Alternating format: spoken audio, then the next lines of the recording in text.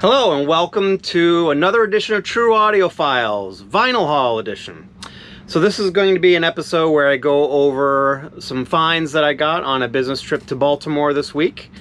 And I went to a couple of different stores and we'll kind of go over the different collections individually. So first up is the store Trax on Wax.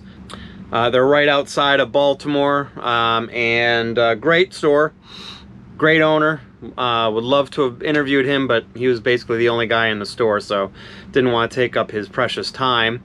But great selection of stuff, just overloaded with product, and really he knows his stuff real well too, so it was really fun to have at least a short conversation with him while I was there. So first up is going to be Misfits Legacy of Brutality. So this one is kind of a collection of songs that weren't on previous albums, and this one says 89 reissue, although I don't remember it coming out before that. So I have a 2010s era version of this that I'm assuming is a digital transfer of the tapes to, and then were cut to vinyl.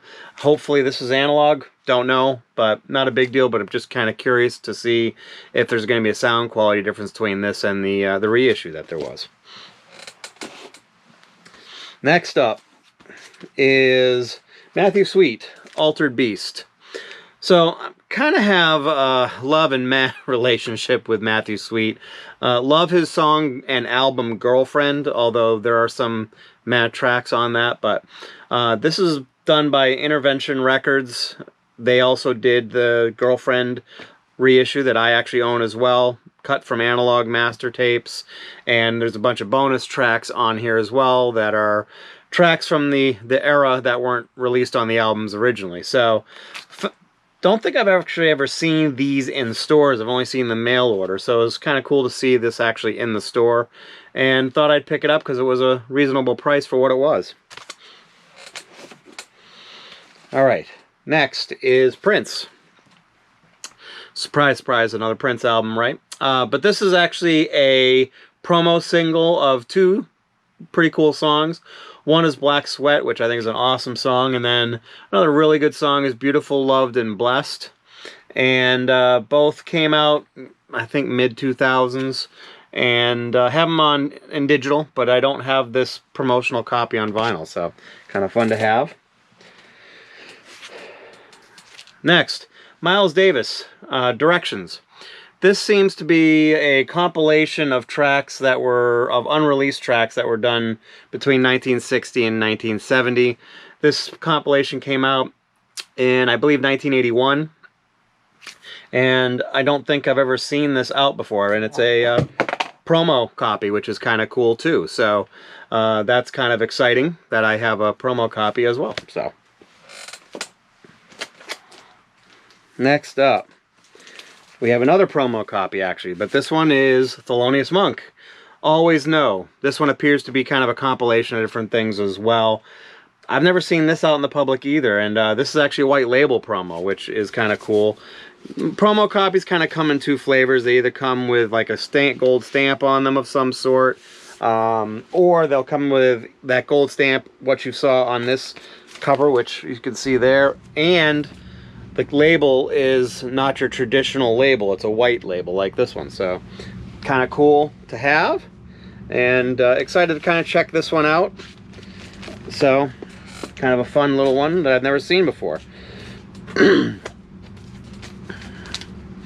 Next up, I've actually got a couple from the same band.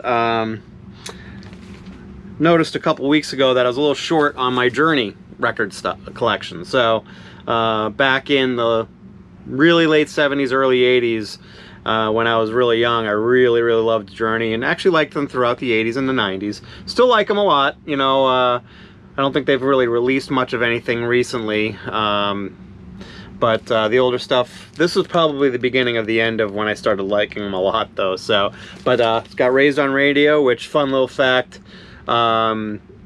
what's his name, Jackson from American Idol actually played bass on this. Randy Jackson played bass on this record. And then we've got a original early pressing of Journey what was this? Captured? Not Captured. What's it called? Infinity. Sorry. Infinity. So this is a pretty cool, nice early album. This is a cool album. Came out not too long after Steve Perry joined the band. If you don't know, Steve Perry was not actually in the band the whole time. It started out as kind of a band of different people from Santana, actually, that kind of joined a band together to form Journey.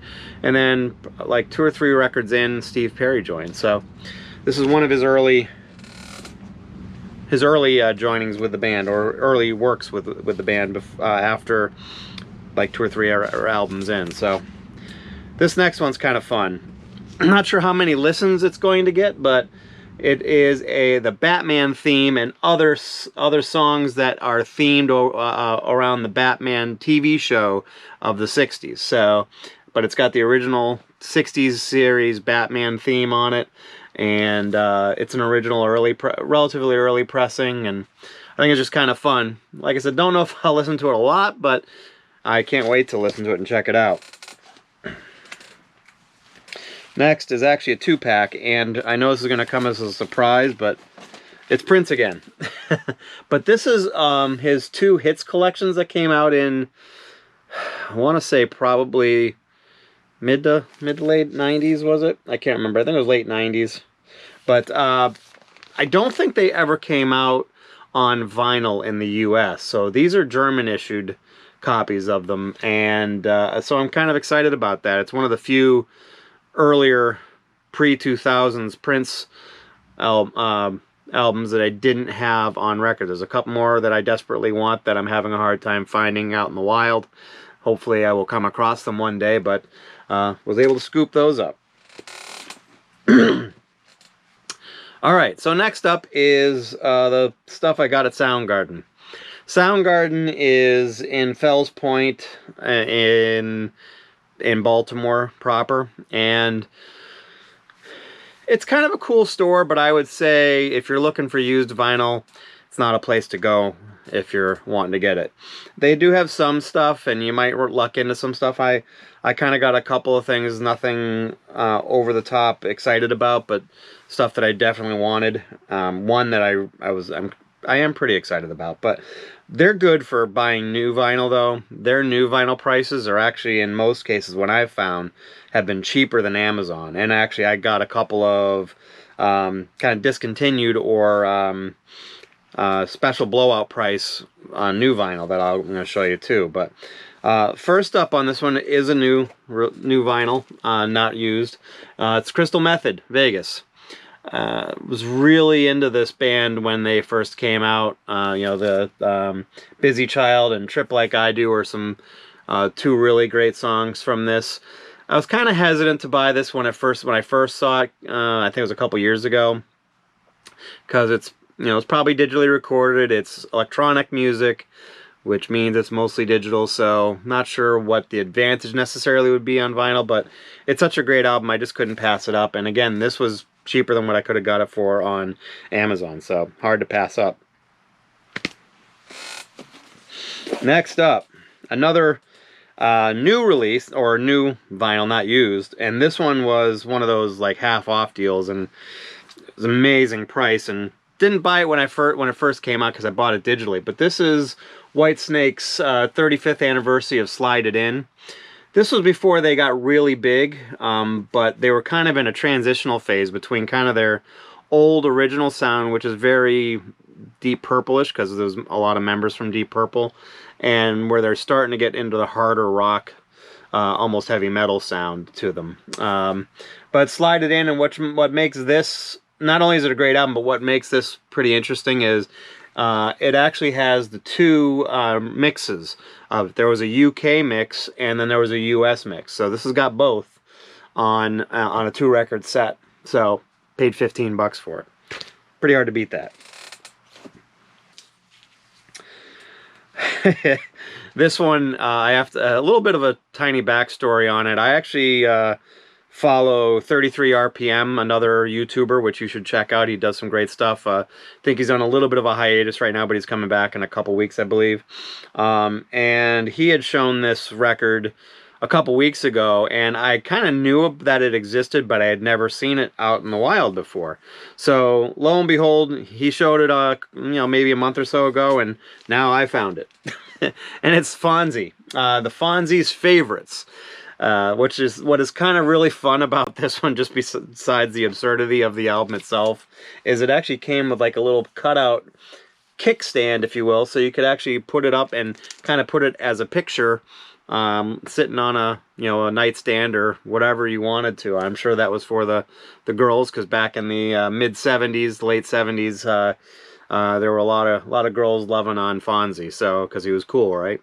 So couldn't pass that one up. I thought it was pretty funny. All right, here's another half price record I got, and again, I have this one digitally, but it's Halestorm, Vicious. What's really cool about this one is this actually has 4 bonus tracks that I didn't get digitally when I got my version of the album. So, got it for 15 bucks, 2 record set. Again, it came with 4 bonus tracks I didn't already have, so figured it was a good buy. And I really like Halestorm. They're kind of cool. They're kind of a, borderline heavy metal but hard rock band, so kind of cool. Next up is a older Mobile Fidelity Sound Labs. It's Emmylou Harris, Quarter Moon and a 10-Cent Town. So for Emmylou Harris, I can't say that I'm a gigantic fan of hers, and I've always been interested in her music, and I definitely respect her music.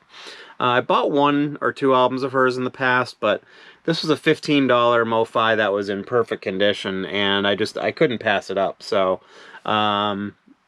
we'll see what it's like, and I can't wait to check it out. Alright, next up, another one that I don't know why, but it's always eluded me, even though it was a hugely popular album, and that's Toto 4. It has Rosanna and Africa on it. Kind of a little backstory, kind of fun fact about me, if you're interested at all. I was in a show choir back in junior high school, and we sang Africa, and I was a finalist to sing the lead high vocal at the very end of the track for the show chorus, but missed out on it. But there's a little fun fact about it. Back in the days when I could really sing a lot better than I can now. So the last one is one that I am probably the most excited about overall in the ones that I got from Soundgarden, of the used stuff anyways, and that is the soundtrack to Alfea, which features Sonny Rollins, and the orchestration is conducted by Oliver Nelson. So kind of cool, very interested to see what this is going to sound like, and it was in pretty decent condition, and can't wait to check it out. I'm really a big Sonny Rollins fan, and so it'll be very interesting to see what that sounds like. So that's what I've got while I was on my business trip. Did you see stuff that you liked? Make some comments if you want in the comments section. I'd love to hear what your thoughts are on the collection that I grabbed. And if you liked the video, please subscribe to my channel. That would be awesome. And if you liked the video, like it, obviously. And if you want to know when I come out with new videos, please hit that alert bell to let you know when my new stuff comes out. Thank you, and you have a great day.